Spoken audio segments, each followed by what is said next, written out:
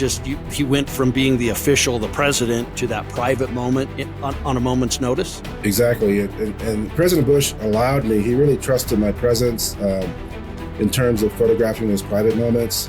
You know, not only as Commander-in-Chief, but as a father, as a husband, as a dog owner, as a son. You know, one of the first moments, on the very first day, that historic moment of he and his father standing in the Oval Office for the first time. You know, only the second son of a president to become president. And even anytime his father would visit, to me, it was like this magical moment. You know, these two presidents standing together, you know, they look so alike. You know, it really drew my attention. Yeah, I mean, anytime, I almost had too much access because I would always leave early just to give him time to be alone with his family. But I would always, you know, try to take an opportunity to make an image and then leave. Americans are capable of achieving extraordinary things when they have the freedom and opportunity to do so. This is American Potential. And here's your host, Jeff Crank. Thank you for joining us for another episode of American Potential. You know, capturing special moments with your family is something that you cherish. But what if capturing moments of history was your job? Well, today's guest has a passion for photography, and it started at a young age after a trip to San Francisco. So while he was in high school, he worked on the yearbook staff and eventually attended college to become a photojournalist. Following his college years, he contributed to various newspapers and news agencies. His assignments had him traveling around the world to photograph events from the World Cup to natural disasters and civil unrest. Now, it's likely that you've seen his photography because for 8 years, he worked at a very famous Washington, D.C. address. Now, his job allowed him to capture the most personal as well as historic moments and provided a unique behind-the-scenes perspective on one of America's darkest moments in history. I want to welcome Eric Draper to the show to talk about his career and working at the White House as President George W. Bush's chief photographer. Eric, thanks for being with us. Thank you, Jeff. Thanks for inviting me. Yeah, so what a unique story. When this first idea came to me to have you on, I jumped at it. It wasn't even a thought. I thought, man, you must have just incredible stories, and I'm really anxious to hear them and to get right into it. But what was it about photography that kind of made you want to make a career out of it? You know, it was something that I thought was fun. You know, it was a creative outlet for me. It was a hobby. And when I started to pursue it as a career, it really didn't feel like a job to me. So, you know, it was a great avenue for me to pursue. But I think for the most part, it was just fun. I mean, I really enjoyed the people, the subjects, the events that I photographed, and I owe it to my family for encouraging me because they were my first subjects, so they were always annoyed at me photographing them around the house and everywhere, actually. Well, it brings me to a question. A lot of people can't take a picture for anything, and there's just like no natural talent there. And some people have just amazing talent and a great eye for photography. Would you consider yourself as someone who had that from an early age, or was it something you had to learn through, your education? That's a good question. I think I did have some God-given talent, to be honest. I think family-wise, my father was an artist. My sister is a wardrobe artist, so there was definitely some creativity in my background, in my family. So I think that helped. And then, naturally, when my mom would frame these first photos that I took, you talk about that trip to San Francisco when I was in the YMCA. I think I was 12 years old, and she decided to frame them on the wall, and they looked pretty good, in the frame. And that's what I thought. Hey, wow, this is a fun hobby. Let's do more. And I ended up having a dark room in my house and really kind of pursued it as an art form. So that effort led you to become the chief White House photographer for President Bush. Tell me how you got that role and what did that entail? Well, that's the most frequent question that I get is, how do you get a job like that? Yeah, And I was right. really very blessed to be in that position. Back when I was a staff photographer with the Associated Press, I would cover politics every presidential cycle. 96, I was on the Dole campaign. 4 years later, the AP, I guess, decided to stick me again with the Republican candidate, and that was Governor Bush from Texas. So it started out as an assignment. I was among the many journalists traveling on the road, nearly 16 months on the road, and that's when at the very end of it all, that's when I decided to throw my name in the hat for the job, when I realized I had a shot at it. And actually, if it wasn't for the recount, y'all might remember, the election was not decided that night. During that time period, that's when I decided to go back home after the campaign and rest. I was just curious, just calling around the country, and the more I investigated, the more I realized I had a shot at this position. And that's what I did. So they say timing is everything. Yeah. So I discovered I was invited to a Christmas party in Austin, Texas, and it was perfect timing. Gore had just conceded. Governor Bush was President-elect Bush now. So I decided to take a page out of his playbook, because during the campaign, he had a stump speech, and he would always say, "I'm going to look you in the eye.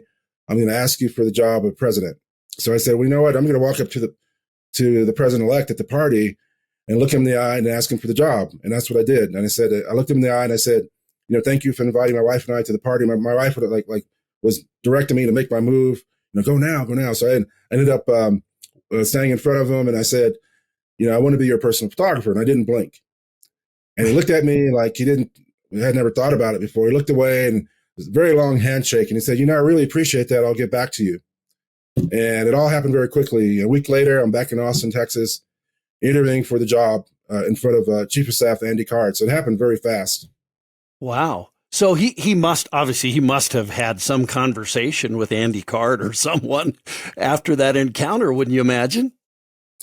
I think he did. And when I look back, I think he realized, he had the opportunity to spend time with me as a journalist. I was basically a professional journalist. That was our relationship.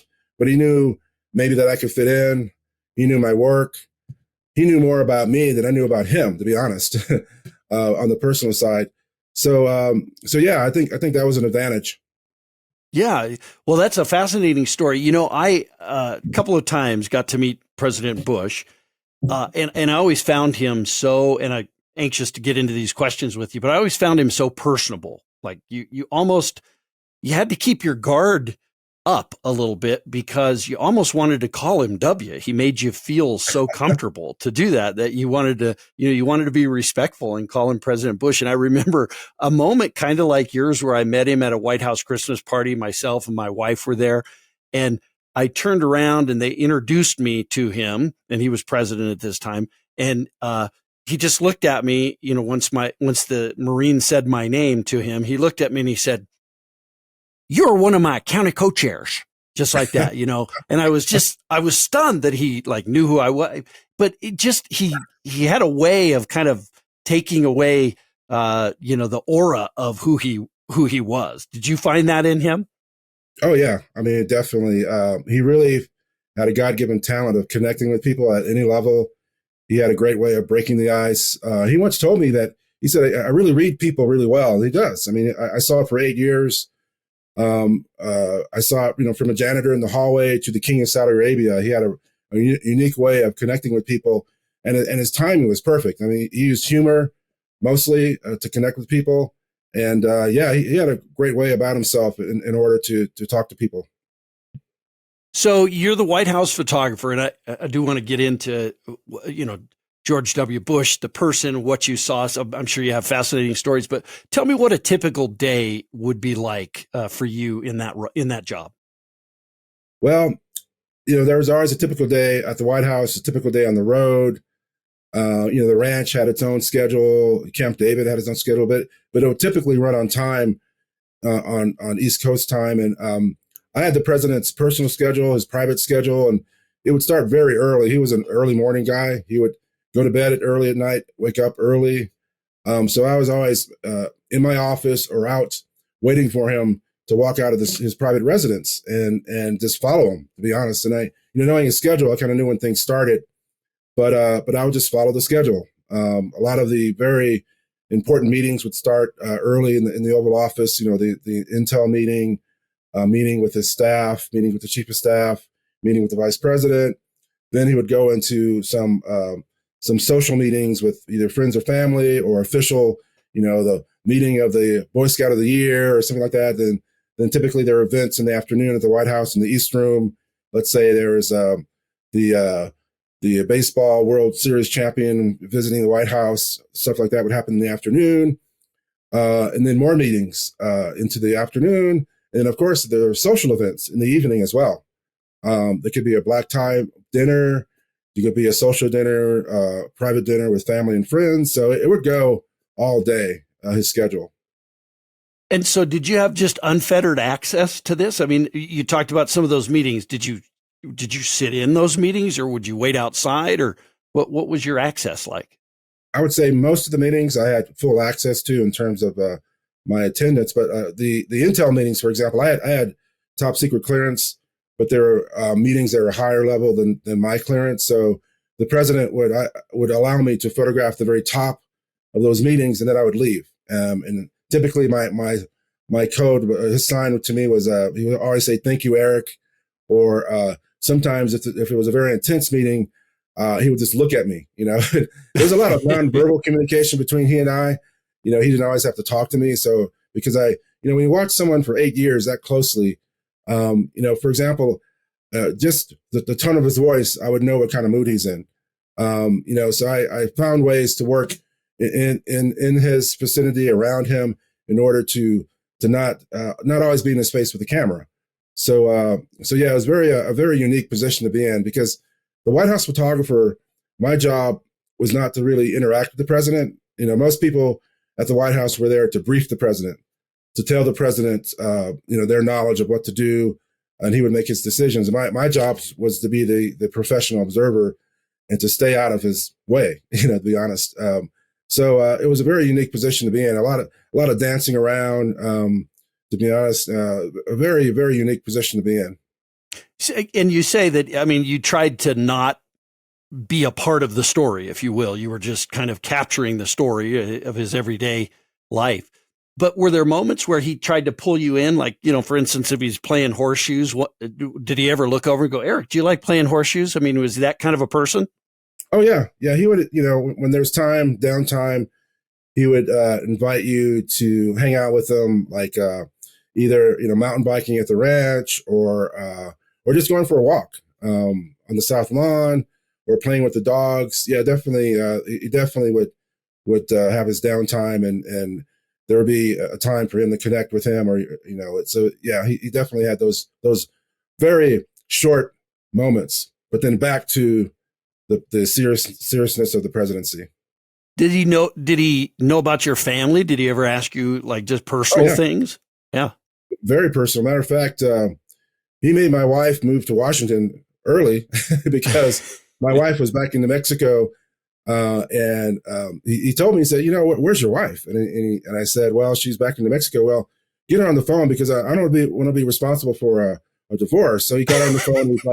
He's like, "Where are you? Get over here." So yeah, that led to her getting to Washington sooner than later. So I imagine your wife was a little bit stunned when she got a call from the President of the United States. She was. I don't think she believed it when the operator called her. That's great. Those are great stories. Do you have a favorite detail about the Oval Office itself? I think just the light in the Oval Office is incredible, especially during the winter. The sun would just pour through those very tall windows and create some very dramatic lighting effects. In the Oval Office, the Oval Office desk, the famous Resolute desk, was right next to those windows. So I really enjoyed being creative with that lighting, especially in the mornings. The Oval Office itself is just unique. the rug, which the first lady designs the rug in this case, and the president decides the decor, like I mentioned, the famous Resolute desk, it's a very unique place.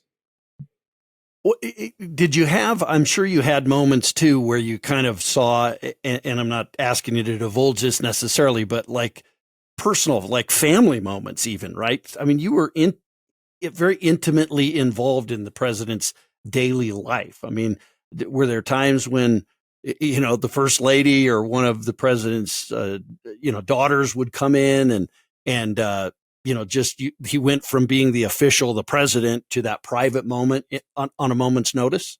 Exactly.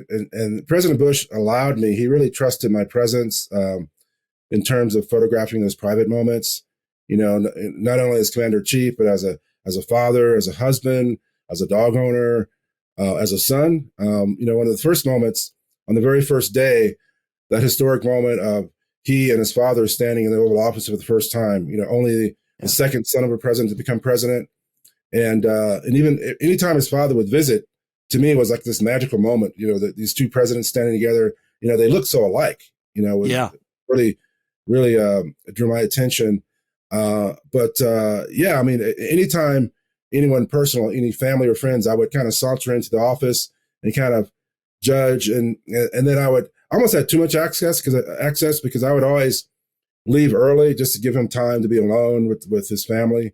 But I would always, try to take an opportunity to make an image and then leave.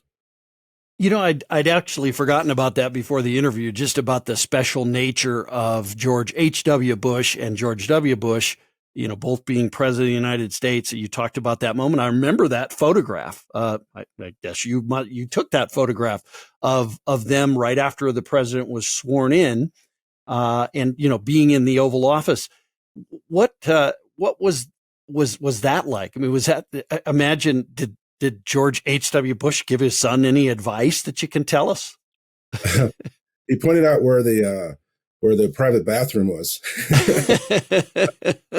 He goes, that room is very important right over there.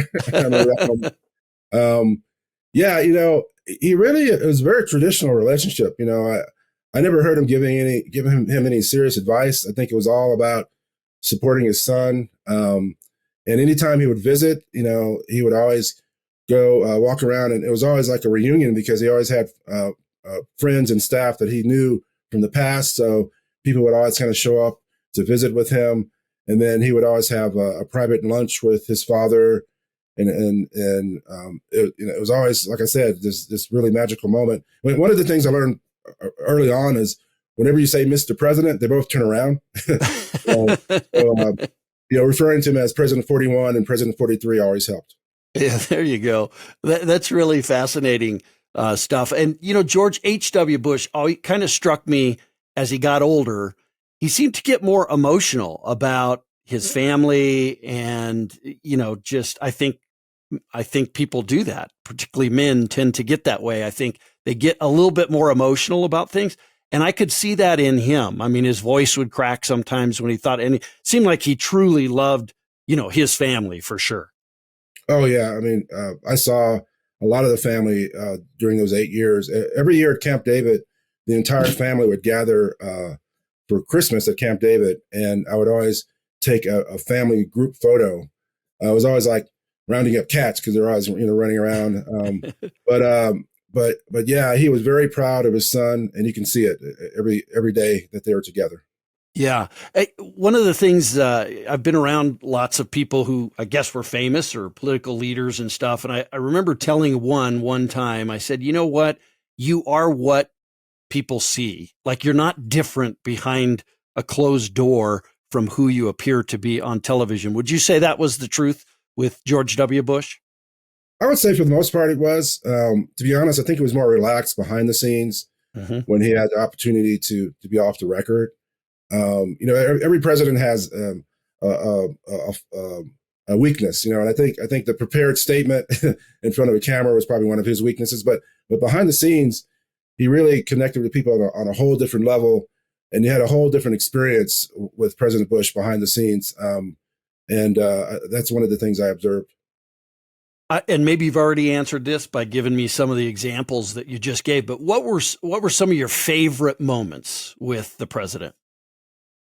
Well, I think one of the most funniest moments for me, one of my first visits to the ranch, it was very hot spring day. The president loved getting out in the heat and walking or mountain biking or cutting cedar, which would grow like weeds on the ranch. And I wasn't prepared. I was still wearing my wool suit, and and my hard shoes. And the president said, "I'm going to go for a walk," and I said, "Well, I'm not really prepared for that." And he said, "Well, follow me." So I follow him into his closet, and he gives me a T-shirt that belonged to him, a size too small, but I wore it, and a pair of shorts that I guess was from some summit because they had all these flags on it. And so I had that on during the walk, and I still had hard shoes, so I had to, suffer wearing those. But the funny thing is I should have photographed myself in that situation, but I didn't.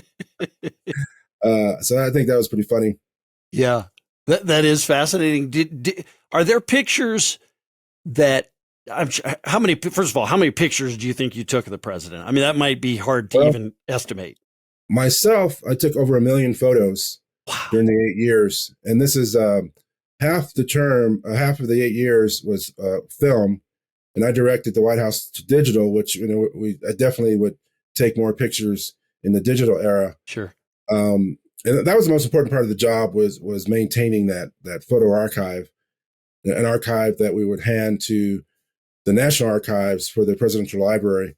And over the 8 years, my entire staff, which would photograph the First Lady, the Vice President, we took over 4 million photos during those 8 years. It was a huge archive towards the end. Are every single one of those photos in that, or were there some that have never been released or not been seen? There are a ton that haven't been seen. Matter of fact, every frame, even all the outtakes, are considered a presidential record. So it's all in the archive, even photos of our feet loading the camera. It's all part of the archive. Yeah. Wow, that is fascinating. Did you take some of maybe the president and one of his daughters, or the president and the first lady that he just really liked and either kept or used in the Oval Office? Yeah, he loved. I used to put together a book, and I called it Photos of the Week, because one day he asked me, you follow me around, and what do you do with all these photos? Because he had time to see them. So I create what I call Photos of the Week, and I would bring this book of photos, mostly personal photos, some official photos, some trip photos, and he would ask me to bring it in to the Oval Office desk every time he'd see me bring it up, and I would always make sure it was around the time he had some downtime, and he would look through the pictures and pick pictures that he would want me to print, pictures for his family, pictures for the daughters, pictures for his friends, official photos, photos that would go along with personal letters of people he had met. And he really enjoyed that, having that photo to document that meeting. So he really enjoyed that. Let's talk a little bit about September 11th, the day of the terrorist attacks on the United States. Every American who was an adult during that time can remember exactly where they were. I'm sure you remember exactly where you were. Were you with the president at the school when that happened? I was. I'll never forget learning about when the first plane hit the first tower, and I was sitting next to Ari Fleischer during the motorcade to the school, and he said, "Oh my God, a plane hit the World Trade Center," and everyone in the car thought, it was just a tragic accident. We didn't know it was a passenger plane. We thought it was a small, maybe Cessna or something, and then seeing the president's face change when Andy Card walked up to him and whispered in his ear, and I still didn't know what was going on in terms of an attack happening. And I knew something was wrong, though. And it wasn't until I followed the president out of the classroom into the hold room adjacent to the classroom, and there was a TV with the live pictures of the burning towers. And I was just frozen with watching that image, thinking to myself, this is going to be a big day. I didn't know how big, but I knew I had to keep the president in my sights the entire day and not miss any moments from that moment on.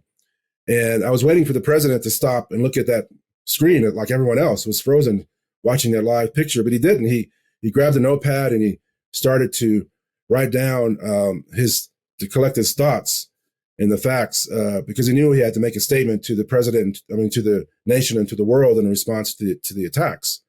And it wasn't until a few moments later, when the president was sitting in a classroom that was made for fifth graders at this small table with a small chair, and they were replaying the second tower getting hit, and the president turns, and I made a photo of him looking at that image of the tower exploding that's burned to everyone's memory. And I thought that moment was key for him to recognize that. Yeah, that is incredible. Can you tell us what the president, were you there when he was basically told that a second plane had hit the tower? I was in the classroom watching that happen. And what was his reaction? I guess he was told that by Andrew Card, right? That was right. What Andrew Card told him? Exactly. And he was reading to the children at the same time. And you can see his expression change. You can see him thinking about what Andy Card just told him. And I can't imagine what was going through his mind, especially sitting in front of these children, watching their faces. And he calmly, read a little more to the children and then calmly left the classroom and he got to work. He was really focused on getting information, and everything was focused on New York. No one knew what was to come. Yeah. When we left the school, that motorcade ride was I think the motorcade was going 80 miles an hour to the airport. And during that motorcade, the Pentagon had been hit. The White House was evacuated. The vice president was evacuated to a secure location.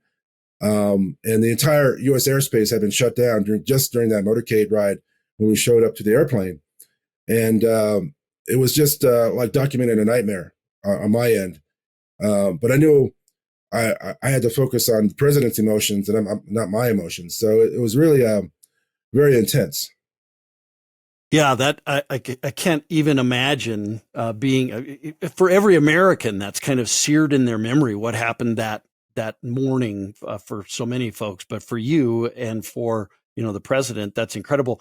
As I recall, Air Force One took off and just flew for a while. Correct? Just it didn't go and land anywhere. It flew for a while. Yeah, we didn't know where we were headed. I later learned that the pilot took us around the Gulf of Mexico. We were just kind of flying around in circles, and the discussion aboard the plane was turning to the president's safety. And the president was really adamant. He really wanted to get back to Washington. And matter of fact, one of the first few images aboard the plane, he was talking to Andy Card. He's literally having an argument with Andy Card because he was telling him, I'm going back to Washington. And Andy Card was trying to tell him, no, it's not safe. And then later, a group meeting with the Secret Service, with the presidential military aide, again, telling him that it was not safe to return to Washington and that we were headed to Barksdale Air Force Base in Louisiana, secure location for him. And that was the frustration he had the entire day, was not to return to Washington. Later on we did, but he knew that he didn't want to look like he was on the run. He wanted to look like he was in control, that he was leading from the Oval Office. Wow. How about you? How about your emotions during that? I mean, did you experience fear? What was your emotions? Because here you are with the leader of the free world, whatever he was experiencing, you were likely to experience as well. Yeah, lucky for me, I was focusing on his emotions and not my emotions. One of the things aboard the plane when we left Florida, walking up the stairs at the entrance to the plane, Andy Card, our chief of staff, was telling everyone to remove their batteries from their phones. And he said, we don't want to be tracked. And that was the first time I thought, maybe we could be a target, and it was always strange being around the U.S. president, because you have, the most number one target in the world, but the most protected. So it was really just kind of this strange feeling all the time. The president really tried to rally everyone on the airplane. I remember him walking down the aisle of the plane as we took off, and he said, boys, this is what they pay us for.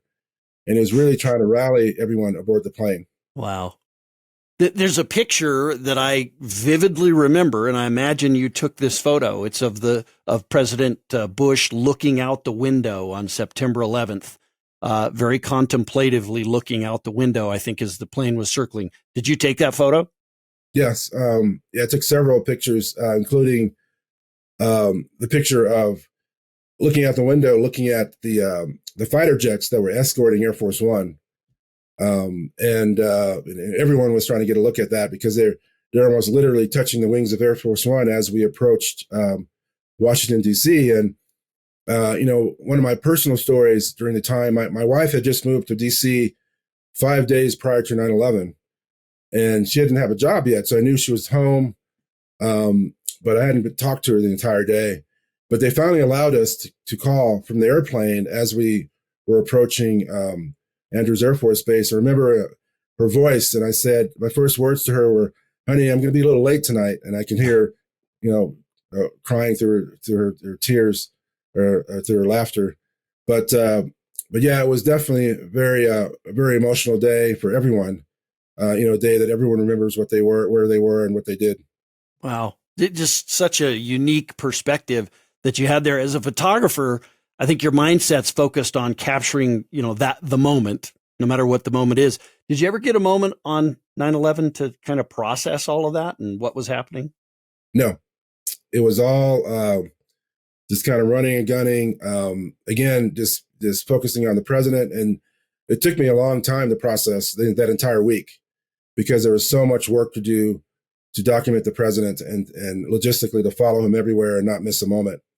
And it took me, even today, I'm still processing, retelling these stories, remembering little tidbits here and there. Yeah. Because of the fact that I didn't have the ability to really have the time to process it because I was so busy documenting the president. Yeah. Wow.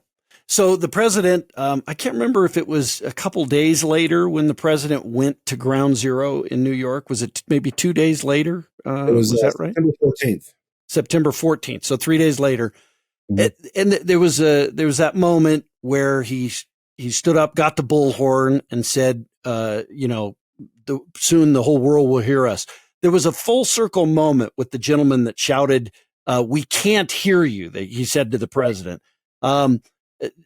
Tell us what happened there. So yeah, the president was wading through hundreds of firefighters, and they were tired, emotionally. No survivors are being found. It was just a horrific feeling. But you can tell they wanted the president to do something. They were like saying, "Go get him, George." And then when the president stood on the rubble, which later I found out he was standing on a flattened fire truck. And the president stood there, and a staffer handed him the bullhorn, and he started speaking to the bullhorn, and there were firefighters in the very back that were screaming. One particular firefighter who was screaming, "I can't hear you, I can't hear you." And that's what prompted the famous line, "I can hear you, and the people who knocked these buildings down will hear from all of us soon." And then all the firefighters erupted in cheer, and they're saying, "USA, USA." And I remember, a lot of times I didn't know I was photographing a historic moment, but I knew that was historic, that feeling of being there at that time. And then that firefighter that shouted, "I can't hear you," about 2 years later, I met that firefighter at a rally, campaign rally at a baseball field in Pennsylvania. And he was screaming, "I can't hear you, I can't hear you. I'm the guy, I'm the guy." And I looked at him and goes, "Really?" And he told me that he was there. He was retired at now. And I said, "You know what? I've got to get you back to meet the president." And I did. I got him backstage, and he's meeting the president. It was a very emotional meeting. The firefighter said, "Mr. President, you've changed my life. My son's going to West Point." And the president stopped him and he said, "You know what? No, you changed my life." And so, being there for 8 years, I was able to watch a lot of full circle moments like that. Wow. What an amazing story. And what an opportunity. You really have been blessed to live the life you have, all because maybe you had the courage for that one moment to say, "Hey, I want this job," to the incoming president, right? Courage or or ignorance. I'm not sure. I didn't know what I was getting myself into. Sometimes courage and ignorance are one and the same, I think, yeah. Eric. But really, what an amazing story in life you've lived. And thank you for sharing it with us. I really appreciate it. Heck, we probably would love to have you come back at some point and maybe do another episode. I'm sure you just have so much information and great stories to share. But we really do appreciate you taking the time to share that with us. Great. I'd love to come back. Thank you very much. Okay. Well, listen, what an amazing opportunity Eric had, right? To be with the President of the United States, be the White House photographer, but to witness 9/11 and September 11th and the attacks and the President's response to those attacks. That is certainly a view of history that many of us will never get to see. So it's so great to have Eric share that with us. And, at that moment, we saw a president go to work to defend liberty, to defend freedom, to defend the United States of America and our country and fight back. And he talked about how steel-eyed he was when he found out the news and to get right to work and start jotting down his thoughts. We're at a moment in history always just like that as individuals. Liberty and freedom can be taken from us in a moment's notice. It almost happened on September 11th, but for the resolve of people like George W. Bush and every American who went and fought and defended liberty and freedom. Don't take liberty and freedom for granted. Go out there, defend freedom, defend liberty. Thanks for joining us. Thank you for listening to American Potential. You may listen to more stories from Americans working every day to expand freedom and opportunity in their communities by visiting AmericanPotential.com.